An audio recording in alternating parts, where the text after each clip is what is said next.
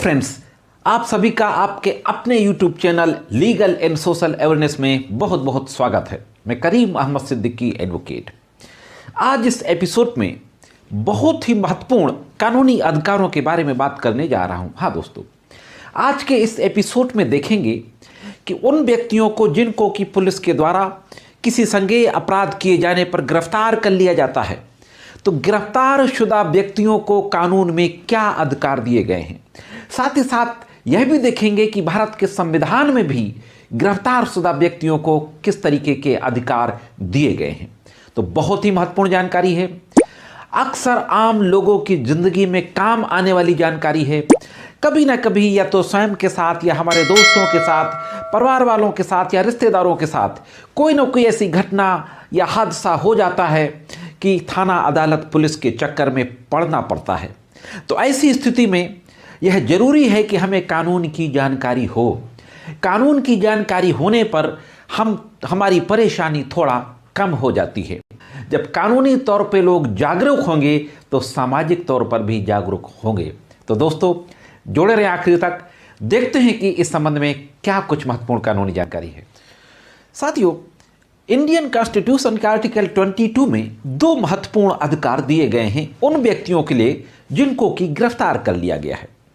Article 22(1) में यह कहा गया है कि जिस व्यक्ति को गिरफ्तार किया गया है उस व्यक्ति को अपने पसंद के अधिवक्ता से मिलने का मौलिक अधिकार होता है। हालांकि यह कानूनी अधिकार भी है, सीआरपीसी में भी दिया गया है, आगे मैं उसके बारे में बात करूंगा। लेकिन आर्टिकल 22(1) के तहत अगर ये राइट प्रोवाइड है तो this is a fundamental right. Article 22 constitution के फंडामेंटल राइट्स का पार्ट है। इसी आर्टिकल 22 में यह भी कहा गया है कि जिस व्यक्ति को गिरफ्तार किया गया है उस व्यक्ति को गिरफ्तारी के 24 आवर्स के अंदर, 24 घंटे के अंदर नजदीकी नियरेस्ट मजिस्ट्रेट के पास पेश करना होगा। हाँ, रास्ते में आने जाने का समय उस 24 आवर्स से बाहर रखा जाएगा। यह अधिकार इसलिए दिया गया कि जिन व्यक्तियों को गिरफ्तार किया जाता है पुलिस के द्वारा उनको प्रताड़ित ना किया जा सके। दोस्तों, अब बात करते हैं अगले कानूनी अधिकार की।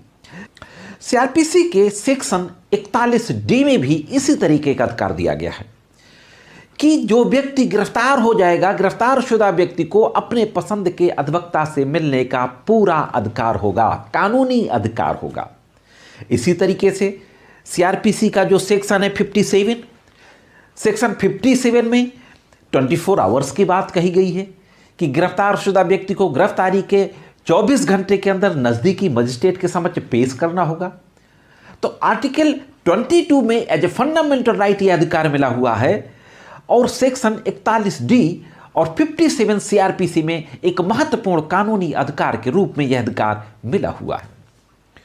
अब बात करते हैं दूसरे महत्वपूर्ण कानूनी अधिकार की।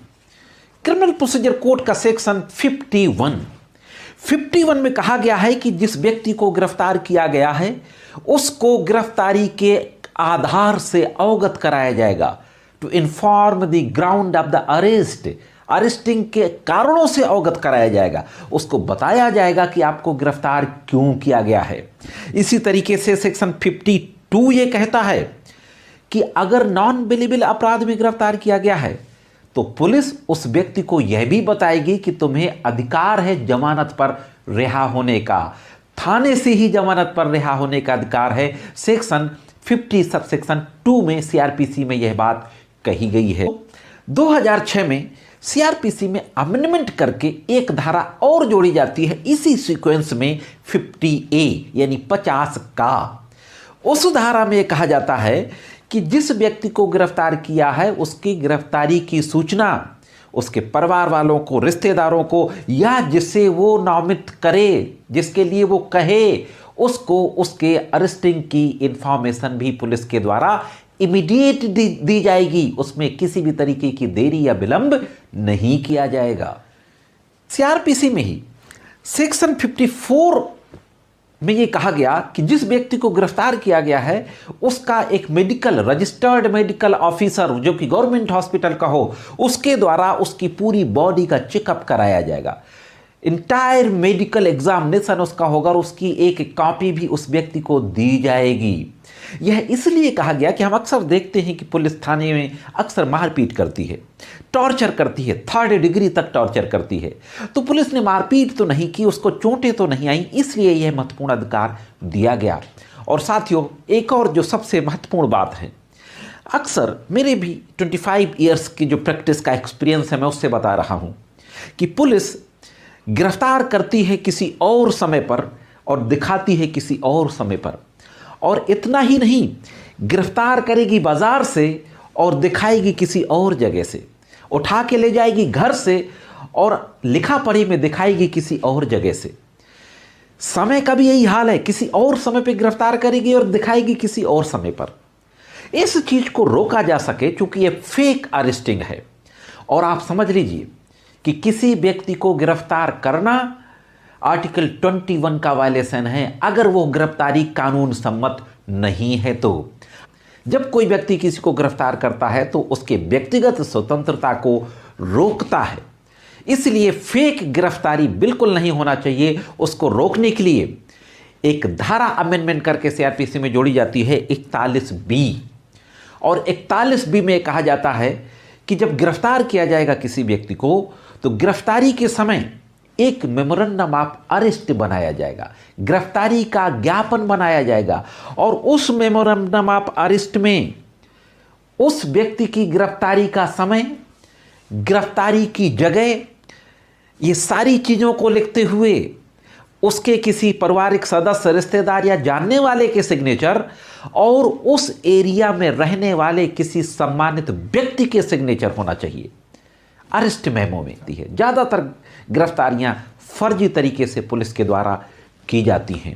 इसी के साथ साथ मैं एक और महत्वपूर्ण जानकारी आपको दे दूं कि जब कोई व्यक्ति गिरफ्तार किया जाता है तो उसके पास से क्या रिकवर हुआ, क्या सामान है, उसके पास घड़ी है, पैसे हैं, मोबाइल है, उन सब की एक रिटन में लिस्ट बनाई जाएगी, सूची बनाई जाएगी।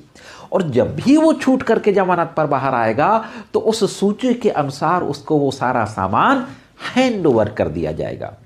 तो दोस्तों, ये तो थी गिरफ्तारी की बात। अब कुछ महत्वपूर्ण सुप्रीम कोर्ट के केस लाज के बारे में भी मैं आपको बता दूं जो गिरफ्तारी के संबंध में है। साथियों, बहुत ही संक्षेप में मैं 2-4 केस ला आपको बताता हूं। 1997 में DK Basu versus state of Bengal का एक महत्वपूर्ण जजमेंट सुप्रीम कोर्ट के द्वारा दिया गया, जिसमें अरेस्टिंग से संबंधित कई गाइडलाइंस जारी की गई और गिरफ्तार व्यक्ति के अधिकारों के संबंध में वो गाइडलाइंस, अगर आपका कभी किसी थाने के अंदर जाना हुआ होगा तो वो सारी गाइडलाइंस का आपने एक बोर्ड लगा देखा होगा। तो वो सारी गाइडलाइंस जो DK वासु में दी गई, उससे संबंधित बोर्ड तो थाने में लग गया। और वो गाइडलाइंस यही है कि जो व्यक्ति गिरफ्तार करने जाएगा वो टैग लगा के जाएगा, जो कि 41B में भी यही बात कही गई है। अरेस्ट मेमो मौके पे बनाएगा, लोगों के हस्ताक्षर कराएगा, उसका मेडिकल चेकअप कराएगा, उसका रजिस्टर बाकायदे बनाएगा। ये सारी बातें DK वासु में कही गई हैं। इनका अनुपालन कितना होता है ये अलग बात है। दूसरा केस शीला बरसे वर्सेस स्टेट ऑफ महाराष्ट्र। इसमें यह कहा गया कि पुलिस उस व्यक्ति को जिसको कि गिरफ्तार किया है और वो आर्थिक रूप से कमजोर है, तो जो लीगल एड कमेटियां होती हैं, निःशुल्क विधिक सहायता देने वाली, जैसे कि लीगल सर्विस अथॉरिटी, इस तरीके की लीगल एड कमेटियों को इन्फॉर्म करेंगे उसकी कानूनी सहायता के लिए। तो तीसरा केस है प्रेमचंद्र शुक्ला वर्सेस दिल्ली एडमिनिस्ट्रेशन। इसमें भी एक बहुत महत्वपूर्ण बात कही गई कि पुलिस जेल में जो लोग बंद होते हैं उनको जब अदालत लाती है तो सबकी हैंड कपिंग, हथकड़ी लगा करके लाती है। तो जर्नल हथकड़ी नहीं लगाई जाएगी कि सबको लगा के चल रहे हैं। जो वाकई खतरनाक मुलजिम है उनको छोड़ करके साधारण तौर पर मुलजिमों की हथकड़ी लगा करके अदालत में पेश नहीं करेंगे। इस पे और भी कई जजमेंट सुप्रीम कोर्ट के आए हैं। Shrimati Selvi versus state of Karnataka 2010 का जजमेंट है। इसमें polygraph test, brain mapping test, इन सबको भी अनकॉन्स्टिट्यूशनल डिक्लेयर किया, against the right to privacy बताया। तो 2014 में सुप्रीम कोर्ट का एक और महत्वपूर्ण जजमेंट आया, Arnesh Kumar versus state of Bihar, जिसमें 7 साल तक की सजा वाले केसेस में गिरफ्तारी पर रोक लगाई गई और यह कहा गया कि अगर गिरफ्तारी होगी तो 41A के अनुसार होगी। 41A सेक्शन CRPC में जो कंडीशंस दी गई हैं, साधारण तरीके से गिरफ्तारी नहीं होगी। और अभी कुछ दिन पहले सत्येंद्र अंतले का केस एक सुप्रीम कोर्ट का आया था, उसमें गिरफ्तारी को लेकर सुप्रीम कोर्ट ने चिंता जताई थी और ये कहा था कि जेलों में कैदियों की भरमार हो गई है।